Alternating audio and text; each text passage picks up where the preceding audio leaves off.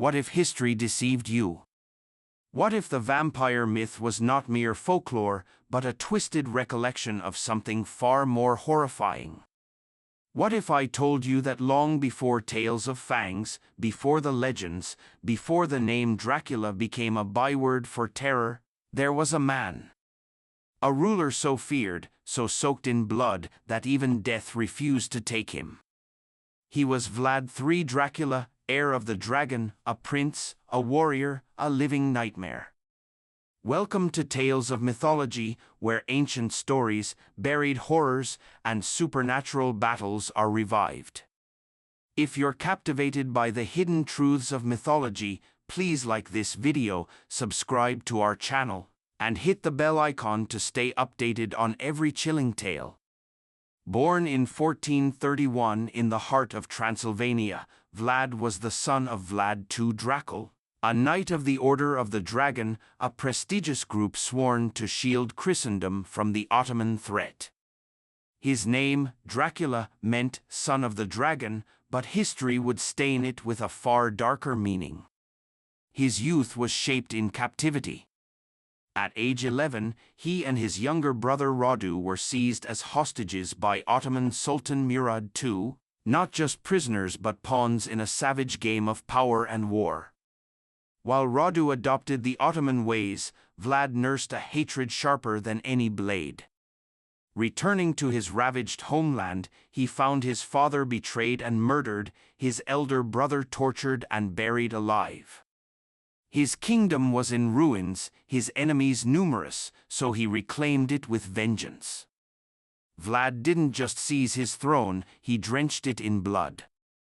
His foes didn't merely perish, they were impaled, their bodies left to decay in grotesque fields of death. Roads were lined with his victims, Ottoman invaders, rival nobles, traitors, thousands of corpses rotting under the sun, their faces frozen in anguish, their blood seeping into the earth. Vlad III's cruelty wasn't just tactical, it was a ritual. His enemies feared him not as human, but as something monstrous. His rule was terror itself, to defy him was to die in ways beyond comprehension. The Ottomans named him Kazikli, the Impaler Prince. Was it mere brutality, or something darker lurking beneath? Rumors spread like wildfire, wolves trailed him like loyal servants, his shadow stirred when he stood still, his eyes glowed crimson in the night. His foes spoke not of a man, but a creature cloaked in human flesh.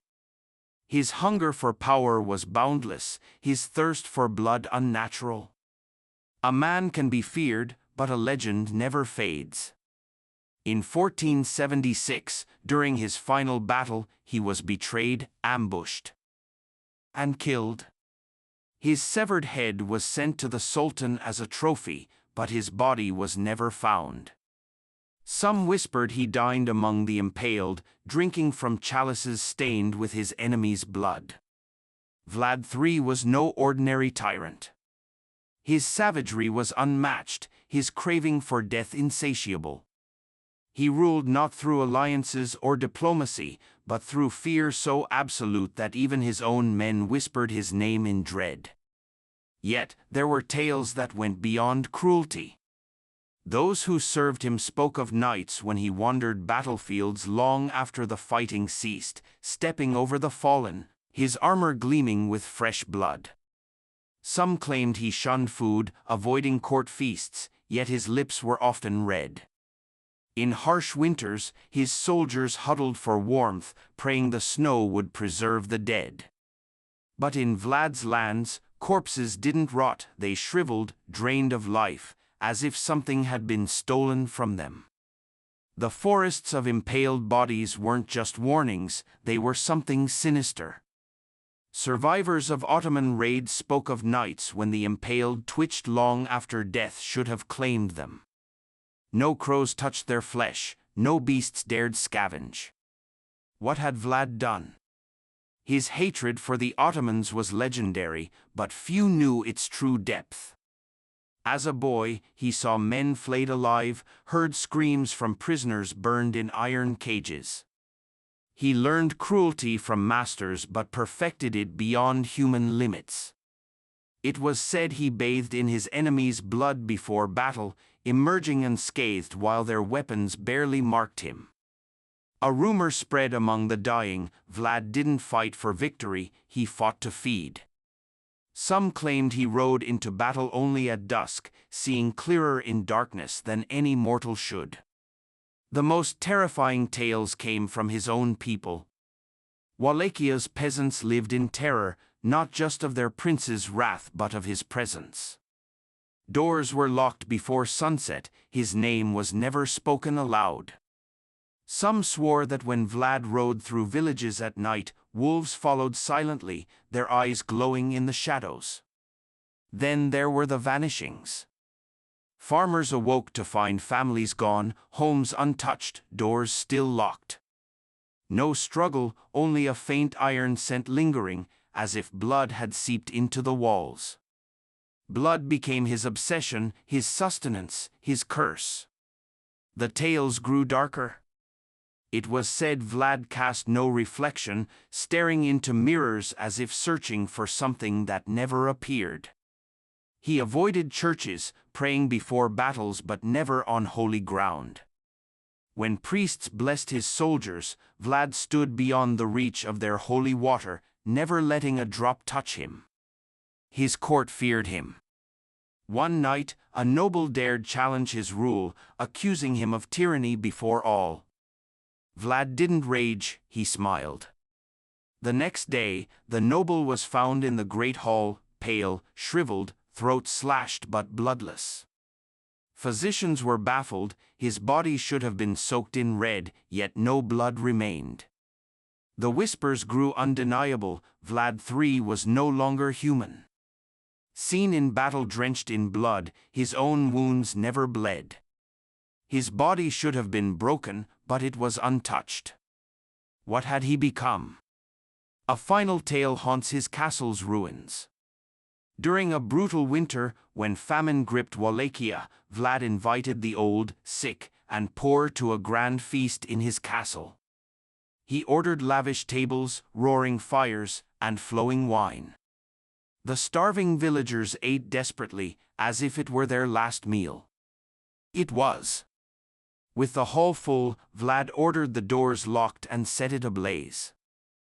From the courtyard, his guards watched as screams pierced the night, flames consumed the walls, and the stench of burning flesh filled the air. Vlad stood motionless, his face unreadable, watching. To him, they were not people but livestock, meant for slaughter. Vlad III was feared, but death couldn't silence his legend. He ruled Wallachia with an iron grip, leaving a land steeped in blood and terror. His enemies plotted his downfall, succeeding in 1476. Ambushed near Bucharest by Ottoman forces, his men fought fiercely, but he was overwhelmed. Accounts differ: some say his own nobles betrayed him, others that he died amid his impaled victims, refusing to yield. His head was sent to the Sultan, but his body vanished. Within weeks, his scattered men spoke of unnatural events. Some swore they saw him among the dead after the battle. Others claimed his shadow still haunted Wallachia. His tomb at Snagov Monastery was opened, revealing only dust. Decades later, it was empty, no bones, no trace of the warlord. Strange reports spread: a rider in black roamed the Carpathians at night, travelers near his castles vanished, and nobles, once his enemies, were found drained of life, their bodies undecayed. Fear lingered in Wallachia. Shadows moved without owners, whispers carried on the wind, eyes watched from the forests. Vampire myths, existing before Vlad, transformed after his death. By the late 15th century, tales described walking corpses, human-like but feeding on the living. Villagers swore the dead returned, standing in doorways, eyes lifeless yet hungry. A noble was found drained, his body warm, doors locked, no entry signs. Monks at Snagov spoke of a shifting tomb, its stone slab cracked, as if something broke free. One by one, they vanished, no bodies, just gone. The few who survived claimed a shadow moved beneath the earth, slithering like mist. By the time the tomb was exhumed, the horror had spread. Vlad's curse wasn't just legend, it was a plague. His blood never rested, it only hungered. Centuries later, his name lingered in whispers. In 1897, Bram Stoker immortalized the legend as Count Dracula. Was his novel fiction or a veiled warning? Stoker researched vampire folklore obsessively, collecting Eastern European tales. His Dracula mirrored Vlad III's brutality, impalement, and mysterious disappearance, but added an undying hunger. Vampire hysteria predated Stoker. In the 18th century, Serbia, Hungary, and Romania reported the dead rising, mouths stained red. Officials, doctors, and priests documented bodies exhumed and burned, fresh as if undecayed. In 1755, Empress Maria Theresa banned vampire executions as hysteria gripped her empire. The 19th century brought more horrors, dark figures in the Carpathians, deathless men seen decades later, unchanged. Stoker wove these into a terrifying tale, dismissed as fiction. But what if it wasn't? Dracula's legend grew stronger. Some believe he wasn't alone, his cursed kin persisted. Secretive vampire societies worshipped or continued his bloodline. Elizabeth Bathory, the Blood Countess, allegedly bathed in girls' blood a century later. Was she a sadist or something undead, tied to Dracula? Modern theories persist. Do Dracula's descendants walk among us? Unaging figures, vanishing aristocrats, and elite Eastern European families rumored to carry his secret. Do they still feed? Noble houses didn't fade, they hid. In Transylvania's misty mountains, the legend lives. Locals whisper his name, fear the night, and say he watches when the moon is high. Castle Poenary's ruins draw tourists who report shadows, cold spots, and whispers in unknown tongues.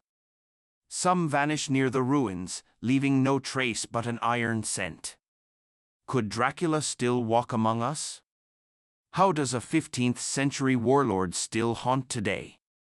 Some believe he never died, his curse passed down through a hidden lineage. Others say he was one of many, undying beings among the elite, shaping history from the shadows. They don't fear daylight, don't turn to dust, they are history's ghosts, and they never left.